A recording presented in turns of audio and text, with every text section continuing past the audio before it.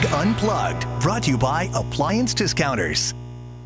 In the midst of some contentious times in our country, and when that happens, seems like a lot of people are upset about something. Doug Vaughn says he's upset that everybody else is upset in this week's edition of Doug Unplugged.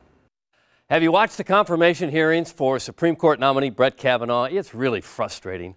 Not so much the political bickering between the two parties, that's to be expected. It's the protesting from the back of the room. Who do these people think they are to disrupt the Senate hearing? Do they just let anybody in there to yell and scream and disrupt? It's ridiculous.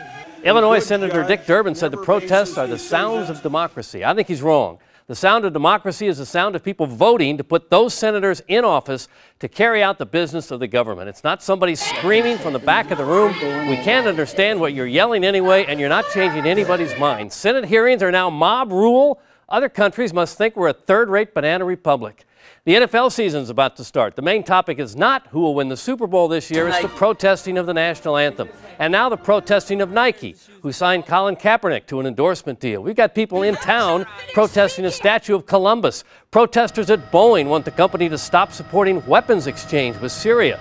Around the country, protests against the police, against ICE agents who protect the border, people protesting the size of their paycheck, protests against Nazis, protests blocking highways, protests in Chicago involving trademark infringement over the right to use the words aloha and poke. I'm not making that up. Protesting may overtake baseball as the national pastime.